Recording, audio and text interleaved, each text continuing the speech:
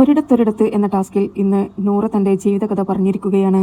അച്ഛൻ, കുട്ടിക്കാലം, personal life, ഇതെല്ലാമായിരുന്നു നൂറയ്ക്ക് കിട്ടിയിരുന്ന topic. അച്ഛൻ, അതായത് നൂറയ്ക്ക് ഉപ്പ. വാ തോരാതെ സംസാരിച്ചിരിക്കുകയാണ് നൂറ. തന്റെ ഉപ്പയ്ക്കും ഉമ്മയ്ക്കും ഒരുപാട് കാലം കാത്തിരുന്ന് 3 അബോർഷന് ശേഷം ജനിച്ച ഒരു പ്രിൻസസ് ആയിരുന്നു ഞാൻ എന്നാണ് നൂറ പറഞ്ഞിരിക്കുന്നത്. എനിക്ക് ശേഷം 3 കുട്ടികളുണ്ട്. 2 അനുജത്തിമാരും 1 അനിയനുമാണ് നൂറയ്ക്കുള്ളത് എന്ന് പറഞ്ഞു. ഞാനാണ് മൂത്ത കുട്ടി. അതുകൊണ്ട് തന്നെ എന്നെ ഒരുപാട് ലാളിച്ച് തന്നെയാണ് അവർ വളർത്തിയത്. താഴെ വെച്ചാൽ ഉറുമ്പരിച്ചാലോ, തലയിൽ വെച്ചാൽ പേനരിച്ചാലോ എന്നുള്ള രീതിയിലായിരുന്നു അവർ എന്നെ വളർത്തിയത്. സൗദിയിൽ തന്നെയായിരുന്നു എന്റെ മുഴുവൻ കുട്ടിക്കാലവും എന്റെ ജീവിതവും എന്നാണ് നൂറ പറഞ്ഞത്. ഇതിനിടയിലായിരുന്നു വളരെ സെൻസിറ്റീവായ ഒരു കാര്യം പറഞ്ഞത്.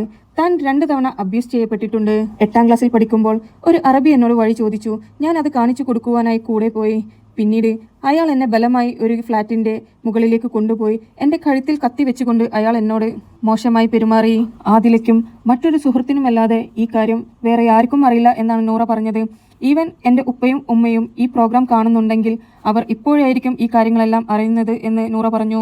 എട്ടും പൊട്ടും തിരിയാത്ത പ്രായത്തിൽ അങ്ങനെ സംഭവിച്ചപ്പോൾ എനിക്ക് വീട്ടുകാരോട് പറയുവാൻ തന്നെ പേടിയായിരുന്നു. പിന്നീട് അവർ എന്നെ പുറത്തോട്ടേക്ക് വിട്ടില്ലെങ്കിലോ പഠിപ്പിച്ചില്ലെങ്കിലോ എന്നെല്ലാം പേടിച്ചുകൊണ്ട് ഞാൻ ആരോടും പറയാണ്ട് നിന്നതായിരുന്നു എന്ന് നൂറ പറഞ്ഞു. ജീവിതത്തിൽ 2 തവണയാണ് ഞാൻ അബ്യൂസ് ചെയ്യപ്പെട്ടത്. അതിനെക്കുറിച്ച് ഓർക്കുവാനും പറയുവാനും എനിക്ക് പറ്റുന്നില്ല എന്നാണ് നൂറ പറഞ്ഞത്. കരഞ്ഞു കരഞ്ഞു എന്റെ കണ്ണുനീർ പോലും മരവിച്ചിരിക്കുകയാണ്. ഇപ്പോൾ ഞാൻ അങ്ങനെ കരയാറില്ല, കരച്ചിൽ വരാറുമില്ല.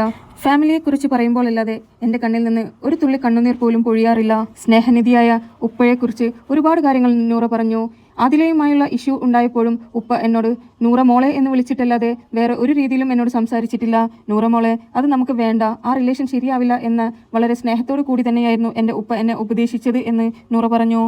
ഉപ്പ എന്ന് പറഞ്ഞാൽ തന്നെ വളരെ സ്നേഹനിധിയായ ഒരു മനുഷ്യൻ തന്നെയാണ് എന്ന് നൂറ പ്രത്യേകം പറഞ്ഞു. ഇന്നത്തെ ഒരിടത്തൊരിടത്ത് എന്ന ടാസ്കിലായിരുന്നു നൂറ ഈ കാര്യങ്ങളെല്ലാം വെട്ടി തുറന്നു പറഞ്ഞത്.